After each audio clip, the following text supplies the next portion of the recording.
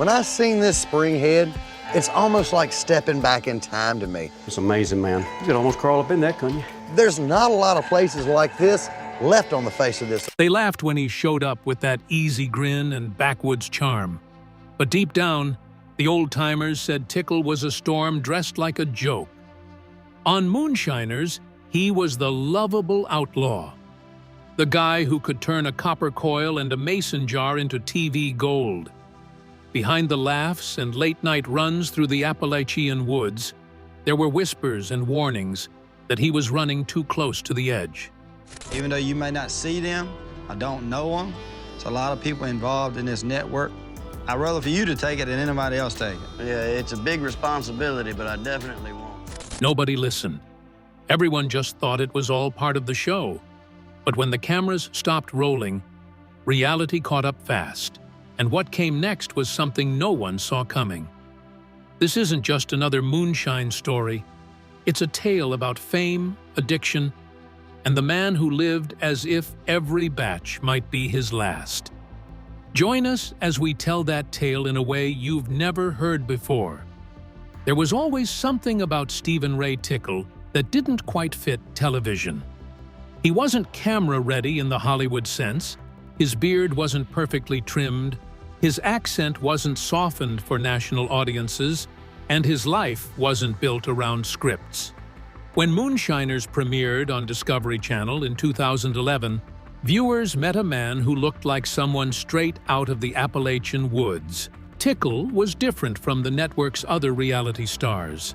He wasn't pretending to be a rebel or a blue-collar hero, he simply was one. His charisma came naturally. The way he handled himself around a still, the rhythm of his speech, the ease with which he could talk about MASH recipes or dodging revenues, all of it felt unfiltered and untrained. That was part of his charm, because he didn't care about being on TV. He cared about moonshine, and he cared about having a good time while making it. Audiences loved this part of him.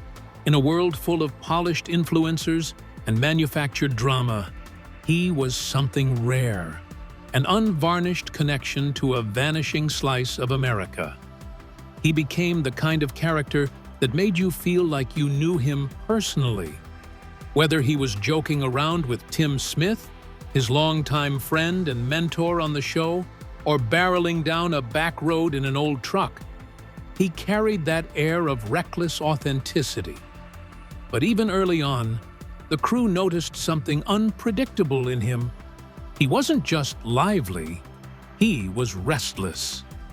Behind the grin was a man who didn't always know how to slow down. The audience saw him as a folk hero. The people closest to him saw a warning sign. Fame, especially for someone who never chased it, can distort the world around you. In those early seasons, he went from being a local craftsman to one of the most recognizable faces on cable television. Fans followed him everywhere, shouting his catchphrases and asking for photos. Bars offered him free drinks. Strangers treated him like a living legend. Unlike Hollywood stars who learned to manage that spotlight, he didn't have a team of handlers or a PR wall to hide behind. He had friends, co-stars, and a small-town way of living, and that wasn't enough protection from what fame does to a man. What made Moonshiners so successful was its tension between law and folklore. The show blurred lines between legality and legacy, between moonshining as crime and moonshining as culture. Tickle was at the center of that myth. He wasn't just making liquor, he was reviving the outlaw spirit that had defined Appalachia for generations, and as the seasons rolled on, that outlaw spirit began to bleed off screen. The Tickle viewers adored was funny, carefree, and lovable. The man behind him, according to many who knew him, was carrying an invisible burden. The crew's live wire nickname for him wasn't about danger, it was about unpredictability. One day, he'd be the life of the party. The next, he'd disappear for hours, lost in thought or frustration. For a man who'd built a persona around living free, the sudden weight of celebrity was suffocating. But before television found him, he was just a man in the woods. So let's take a look at that man. A star born in the woods steps into fame's corruption. Before Moonshiners turned him into a television personality, Stephen Ray Tickle was simply a man surviving on skill, grit, and tradition. He was born in the late 1970s in rural Virginia, where he grew up surrounded by stories of moonshining. The craft wasn't just about making liquor, it was about family, history, and self-reliance. In communities where factory closures and shrinking job markets had left men without much opportunity, moonshine represented a way to stay independent, even defiant. For Tickle, it wasn't rebellion, it was inheritance. He learned to weld, fix cars, build anything out of scrap, and most importantly, distill. He often spoke about the process with pride, describing it as turning corn into gold. To him, every jar of shine was part of a legacy handed down from the hills, perfected in secret and guarded like treasure. When Discovery Channel began scouting for locals who could bring moonshiners to life, he didn't have to audition like a Hollywood hopeful. He just showed up, talked, and was himself. His presence was undeniable. Executive producers immediately recognized what they had: an authentic storyteller with natural comedic timing and an ability to make the illegal art of moonshining sound like both science and religion. The premise of Moonshiners was risky from the start. It portrayed men making and distributing illegal alcohol in modern Appalachia, a world most viewers assumed had vanished decades ago. But the network played on that romantic outlaw imagery. They depicted hard-working Southerners defying authority, preserving a forgotten craft, and doing it all with humor and pride. Tickle became the show's heartbeat.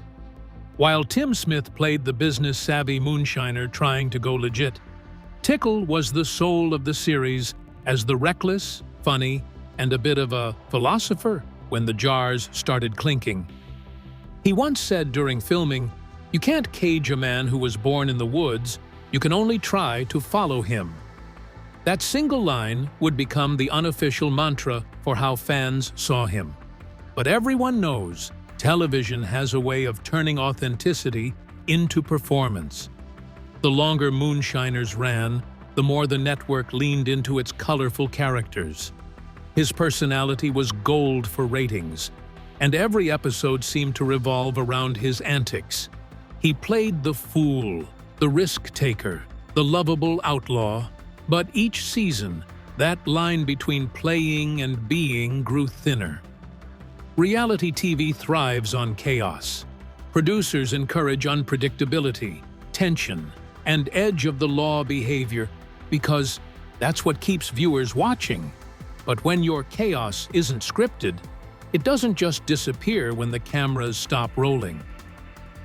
Tickle, by his own later accounts, began to struggle with the lifestyle that came with fame. The drinking wasn't just for show anymore. The travel, attention, and pressure to live up to his image began to wear him down. The man who once joked that "shine runs through my veins" started showing signs that the very thing he celebrated was slowly undoing him. In interviews during this period, he often tried to shrug it off with humor. Meanwhile, viewers kept tuning in, unaware that behind the charm and laughter was a man quietly unraveling. The fame machine didn't stop, and Moonshiners kept rolling, because as long as he was unpredictable, the show was exciting. The irony was cruel in the sense that the very quality that made him famous was the same one that was leading him toward disaster. By 2014, something had changed in his public image. Fans who once saw him as the show's lovable outlaw started to notice moments where the laughter seemed forced, the energy different. On screen, he still cracked jokes, and pulled stunts that made producers cheer for another great take. But off-camera, people began to whisper that the man they were filming was not the same one who started this ride.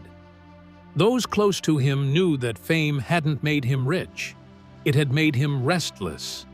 Unlike Hollywood stars or network leads, reality show personalities rarely see the kind of money their fame suggests. For someone like him, who came from a working-class background, the sudden attention was dizzying, but the financial payoff didn't match the stress. He'd travel for appearances, sign bottles of legal moonshine branded under Tim Smith's Climax Moonshine, and take photos with fans who saw him as a folk hero. When the crowds disappeared, he'd return to small-town Virginia, where the cameras no longer followed. That gap between the image and the reality started to eat away at him.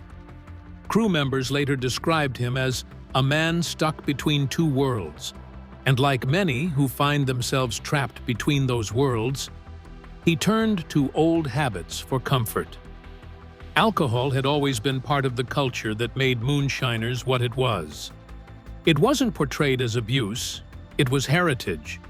But there's a difference between sipping the shine and drowning in it, and the deeper his fame went, the more his vices began to take control. In late 2013, he was arrested for public intoxication in Virginia. It was the kind of charge small-town sheriffs see all the time. Nothing scandalous, nothing headline-worthy, but for Discovery Channel, it was a red flag. Networks fear headlines that connect their stars to anything criminal, especially on shows already flirting with illegality. Fans brushed it off as a misunderstanding. Even his castmates joked about it, but for those who'd been around the block long enough, the incident was a signal that the boundaries between character and self were gone. In the months that followed, small incidents began to pile up. Missed calls from producers, late arrivals on set, moments where his humor felt replaced by frustration. Yet no one on the team wanted to face the fact that he was spiraling. By 2015, he was back in the headlines. Another arrest, this time for driving on a suspended license. Fans again laughed it off. "That's our boy," they said, celebrating his outlaw image without realizing that the man behind it wasn't playing a role. Friends and former castmates later recalled how the fame and the expectations had warped his sense of direction. He was constantly being pulled between the reality of television and the authenticity he believed in. In 2016, the situation worsened. Police in Virginia stopped him once again, this time finding a sawed-off shotgun in his vehicle. The charge carried weight. It wasn't the kind of arrest you could laugh away. Tickle was convicted of possessing an illegal firearm, sentenced to jail time, and placed on probation afterwards. When he was released, he told local reporters he'd learned his lesson. You can't take life for granted. "I made a mistake, and I'm paying for it." The pain in his voice was hard to miss. The man who'd built his reputation on being untamable now had to report to parole officers and follow court orders. For someone like Tickle, who defined himself by freedom, that was more than punishment. It was an identity crisis. You'd think that things would cool down or start to right themselves after this. But the fall wasn't over. The fall from grace. By 2019, the situation hit rock bottom.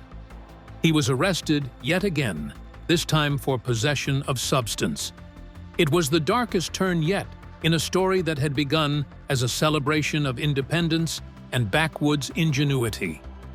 He was sentenced to several months in jail, during which time Moonshiners continued without him. The show that once built itself around his personality now had to move on, quietly distancing itself from the man who'd helped make it famous. Behind bars, he confronted what he called the crash after the ride. He told a local Virginia station during an interview after his release that he had finally realized how fast his life had spun out of control. The world that had once cheered his mischief now turned somber. Fans flooded social media with support, urging him to stay strong and sober. They didn't just want entertainment anymore, they wanted redemption. Tickle seemed determined to give it to them.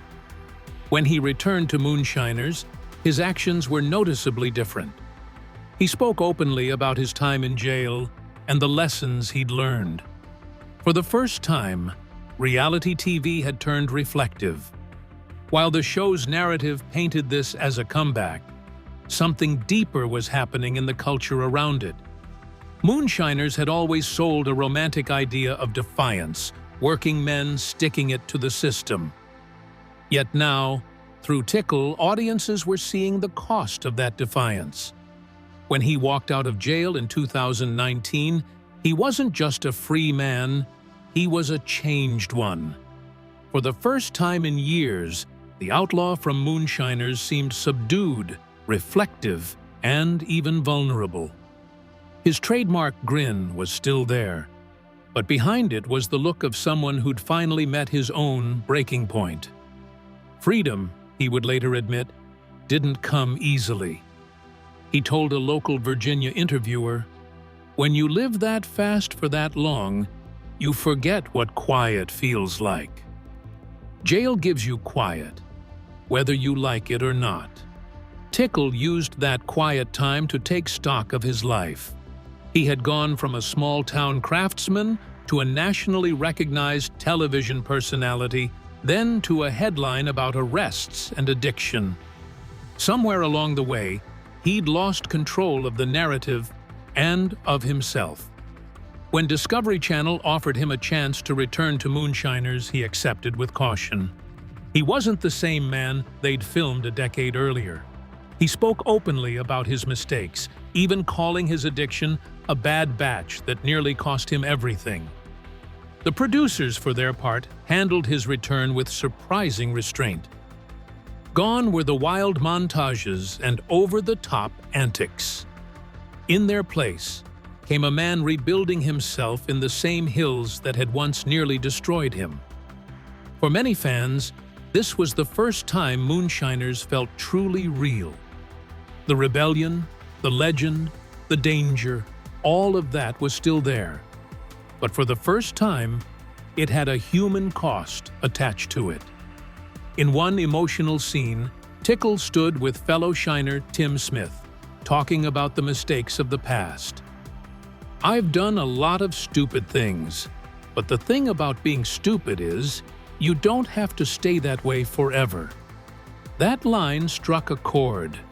It was raw honesty, and for a man who had lived much of his adult life in front of cameras, that honesty was something new.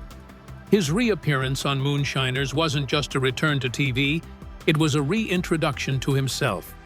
In that sense, Tickle wasn't just a victim of fame, he was a victim of authenticity. The very thing audiences loved about him became the thing that endangered him. Sociologists studying the rise of blue-collar reality programming in the 2010s, shows like Duck Dynasty, Axemen, and Moonshiners, have noted how these series often commodify working-class identity. They package authenticity as entertainment, turning real labor, real struggle, and real pain into consumable storylines. He became the perfect case study. He was genuine to the core, but television had turned his genuineness into a brand. The Tickle, audiences adored, was a distilled version of the real man, a caricature made out of charisma, filtered through editing, and sold as America's favorite outlaw. When he finally hit rock bottom, that brand nearly became his undoing. The shadow of addiction. Tickle has never shied away from talking about addiction, though he tends to do it in the same soft-spoken, folksy manner that made him famous. During his time in jail, He reportedly completed addiction counseling and committed to staying sober. Since his release, he's been vocal about how easily small-town drinking culture can spiral into dependency, especially when alcohol becomes part of your livelihood, your reputation, and your livelihood all at once. In Appalachian communities, where moonshine is both tradition and livelihood, that boundary is thin. The region has long faced challenges related to addiction, poverty, and limited access to mental health resources. His story, in many ways, mirrored those struggles. What made his experience resonate wasn't just that he fell, it was that he did it in public. Millions watched his decline, then his redemption, unfolding like a living morality play. He wasn't the first reality TV star to hit bottom, but he was one of the few whose story felt unscripted in every sense. In later interviews, he spoke openly about the pressure of living up to the Tickle persona. People expected me to be this wild guy all the time. You get tired of it, but you don't know how to stop, because if you stop being that person, you think people will stop caring. That's the silent danger of fame that comes without preparation. Unlike actors or musicians, reality stars often become famous without training, guidance, or emotional support. They go from obscurity to recognition overnight, and they're left to deal with the consequences alone. Tickle's addiction wasn't just to alcohol or substances, it was to the life that came with fame. The attention, the chaos, and the energy all fed into the same cycle that made him both beloved and broken. Today, he speaks about that cycle not with shame, but with humility. By the early 2020s, Moonshiners itself had evolved. The show leaned more into the entrepreneurial side of the business, legal distilleries, competitions, and cultural preservation. The outlaws of yesterday had become artisans of today. For him, this was a personal redemption. He became a voice of experience on the show, often serving as both mentor and cautionary tale. Younger shiners looked up to him, not just for his skill, but for his honesty about the mistakes he made. He started working with legal distilleries, speaking at events about the history of moonshining and the importance of preserving Appalachian heritage the right way. The man once known for running from the law was now helping to educate people about the culture he came from. Today, Stephen Ray Tickle lives a quieter life. He still appears occasionally on Moonshiners, still makes fans laugh, but the fire that once burned out of control now burns steadily. He talks more about family, faith, and purpose than about fame. He travels for events, speaks to younger shiners, and advocates for making shine the right way, the legal way. When asked if he misses the chaos, he just smiles and says, "Not enough to go back." What do you think of his redemption arc? Let us know in the comments below. Thanks for watching. To enjoy more exciting videos, click play on the video on your screen. And don't forget to like, subscribe, and hit the bell so you get notified when a new video drops.